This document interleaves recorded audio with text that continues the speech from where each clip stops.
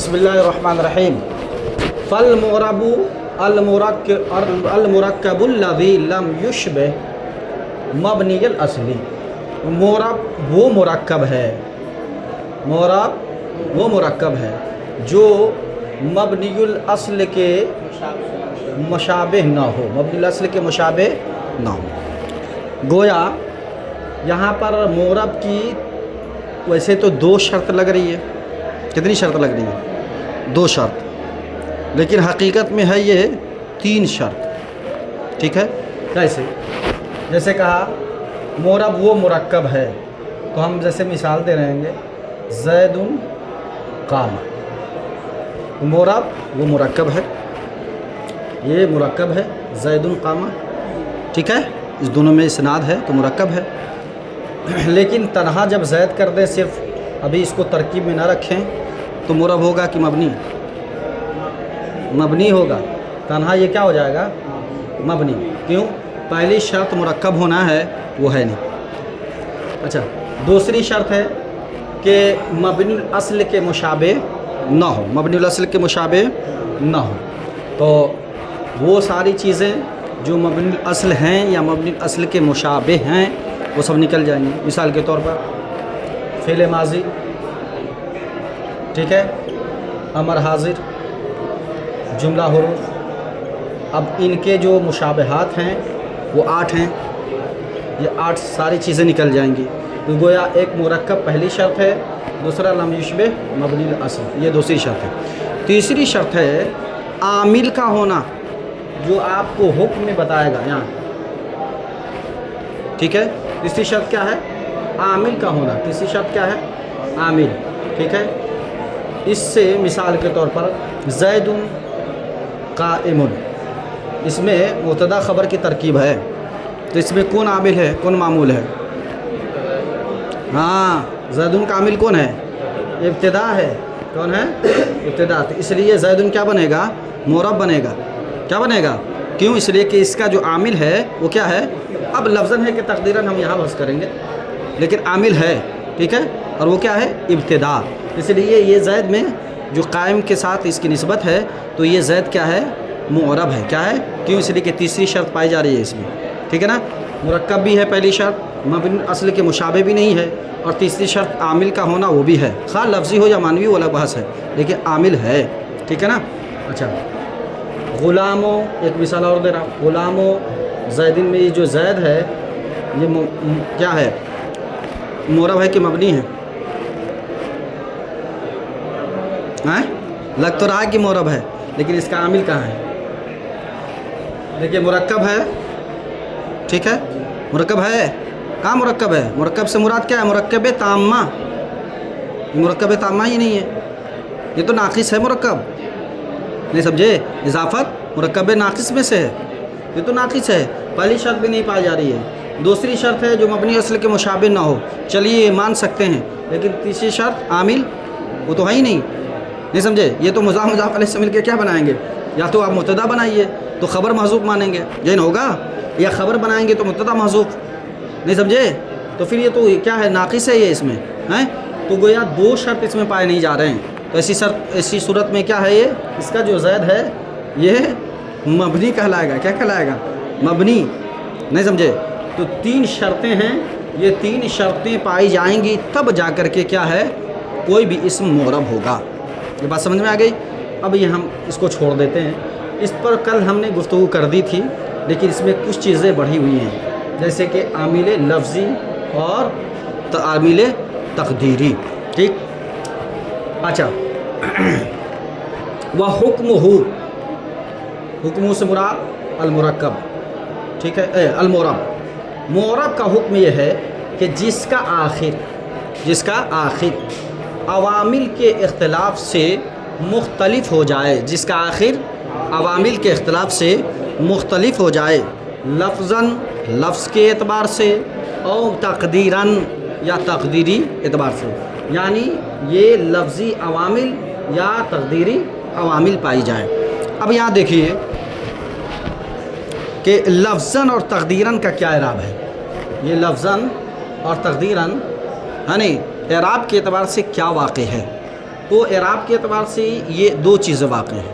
پہلی چیز یا تو آپ لفظاً اور تقدیراً کو نسبت تمیز نسبت مان لیں. کیا مان لیں؟ چلیے تمیز نسبت تو آپ جانتے ہیں, تمیز سیدھے بول دیتے ہیں. تمیز مان لیں کس سے؟ کا یختلفوں میں جو ضمیر ہے نا اس سے کیا کریں, اس کو تمیز مانیں. وہ یہ ممیز ہے اور یہ کیا ہے؟ تمیز. ٹھیک ہے نا. تو لفظاً تقدیراً تمیز کیا ہے؟ منصوبات میں سے ہے. یا پھر آپ اس کو مفعول مطلق مان لیں. کیا مان لیں؟ مفعول مطلق. تو جب آپ مفعول مطلق مانیں گے تو ایسی صورت میں آپ کو مضاف الیہ, پہلے کیا ہوتا ہے؟ مضاف. دوسرا کیا ہوتا ہے؟ مضاف الیہ. تو اس کو بنائیں گے مضاف الیہ لفظاً و تقدیراً کو, اور اس سے پہلے مضاف کو مقدر مانیں گے. کیا مانیں گے؟ مضاف کو تقدیر. جیسے مثال کے طور پر پوری عبارت ہو جائے گی حکم ہو ان یختلف آخرہ باختلاف العوامل. ٹھیک ہے. اور آگے لکھیں گے آپ کے بین سطور میں ہے اختلاف لفظ اختلاف لفظ. یہ اختلاف یہ جو ہے نا یہی کیا ہے؟ مضاف ہے. یہ کیا ہے؟ مضاف ہے. ٹھیک ہے. یہ مضاف مقدر ہے اختلاف. اس سے لفظاً سے پہلے بھی اور پھر تقدیراً سے پہلے بھی. ٹھیک ہے. تو اختلاف لفظ و اختلاف تقدیرین, اختلاف لفظ و اختلاف تقدیرین. ٹھیک ہے. تو یہ بن جائے گا مفعول. کیا بن جائے گا؟ مفعول. اچھا جی, اب آگے چلیے. یہ اس پہ بات ختم ہو گئی. اس پہ جو مین بحث تھی ہم نے کل بتا دیا تھا آپ کو, ہاں, علم منطق کے روشنی میں, اس کی روشنی میں ہم نے بتا دیا. اب آگے چلیے. الاعراب مختلف آخرہ بہ لیدل علی المعانی المتورۃ علیہ. کا اعراب وہ حرف یا حرکت ہے. ما سے مراد کیا ہے؟ حرف یا حرکت. چونکہ اعراب کی دو قسمیں ہیں نا, معلوم ہے نا. اعراب کی کتنی قسمیں ہیں؟ دو قسمیں ہیں. ایک جس پہ حرف آئے اور ایک جس پہ جیسے ہر بولے تو واو الف یا یہ سب آتی ہے نا جی, اور اسی جس پہ حرکت آئے زبر زیر پیش. دو طرح کے ہیں. گرمی لگ رہی ہے نا. دو طرح کی. ٹھیک ہے نا. ایک حرکتی اعراب ہے اور ایک اعراب کیا ہے؟ حرفی اعراب. ٹھیک ہے نا. تو ما سے مراد دونوں ہیں. ما سے مراد ما چونکہ عام ہے تو دونوں ہیں. ٹھیک ہے. کا اعراب وہ حرف یا حرکت ہے کہ جس کا آخر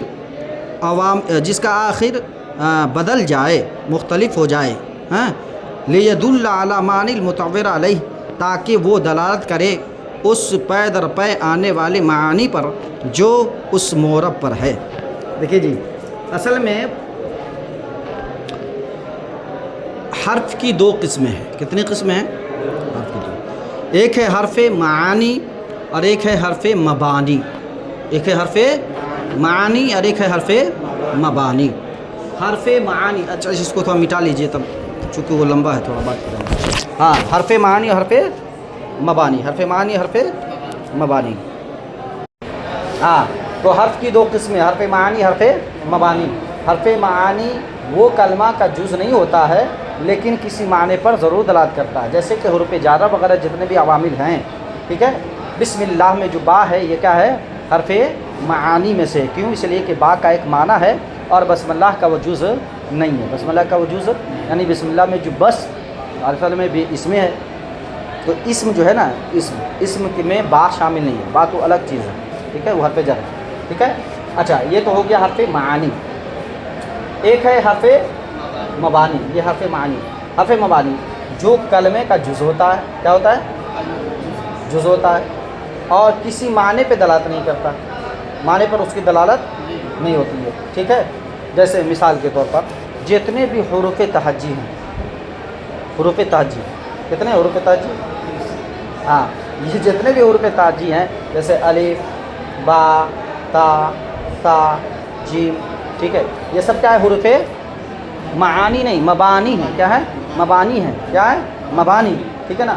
اور حروف معانی یہی معتبر ہے کس میں؟ معرب میں. کیوں؟ اس لیے کہ جب بھی عوامل کا اختلاف ہوگا, جب بھی عوامل کا اختلاف ہوگا تو اس عوامل کے اختلاف کی وجہ سے جو اثر پڑے گا معنی میں, وہ معنی معتبرہ یعنی حرف معنی, یہ حرف معانی پیدا کرے گا. حرف معانی پیدا کرے گا. بات سمجھے نا. تو اعراب کی تعریف ہو گئی کہ اعراب وہ حرف یا حرکت ہے کہ جس کا آخر عوامل کے اختلاف سے جس کا آخر بدل جائے تاکہ وہ معنی معتبرہ پر دلالت کرے. ٹھیک ہے، یہ سمپل اس کی تعریف ہے. ٹھیک ہے نا. اچھا جی، اب عامل ہے کہیں پہ، کہاں پہ تھا عوامل؟ اوپر وہ چلا گیا ہے نہیں، عوامل تھا، اس پر ایک گفتگو تھی. عوامل اصل میں کیا ہے؟ یہ جمع قلت ہے. کیا ہے؟ جمع قلت. اور جمع قلت جب بولتے ہیں تو کم سے کم 3 مراد ہوتا ہے. جمع قلت کم سے کم 3 سے 9 تک، 3 سے 9 تک. اور جمع کثرت 3 سے بہت زیادہ، 9 سے بھی زیادہ. ٹھیک ہے. تو اب جو انہوں نے جو تعریف کی حکم بیان کیا ہے وہ کیا ہے کہ اس کا حکم یہ ہے کہ جس کا آخر عوامل کے اختلاف سے، کس کے اختلاف سے؟ اچھا، عامل کا اختلاف نہیں بولا، جمع بولا. عوامل کے اختلاف سے مختلف ہو جائے لفظاً یا تقدیراً، تو اس کا مطلب یہ سمجھ میں آ رہا ہے کہ جب بھی معرب ہوگا تو اس وقت ہوگا جب کہ اس کا عامل کم سے کم 3 ہو. کیوں؟ اس لیے کہ عوامل یہ جمع قلت ہے، اور جمع قلت کے افراد کم سے کم 3 ہوتے ہیں. کتنے ہوتے ہیں؟ 3 ہوتے ہیں. نہیں سمجھے؟ تو کہا کہ صاحب عوامل صرف نہیں ہے، العوامل ہے. غور سے دیکھیے کیا لکھا ہوا ہے، العوامل لکھا ہوا ہے. ہم سیدھے عامل نہیں بول رہے ہیں. ایسے ہی ہو گیا یہ، جیسا کہ من خواص ہی میں خواص جمع کثرت کے لیے ہے، تو آپ نے صرف خواص دیکھا تھا، اس پر اعتراض کر دیا تھا. اسی طرح یہاں پر بھی آپ عوامل دیکھ رہے ہیں، العوامل نہیں دیکھ رہے ہیں.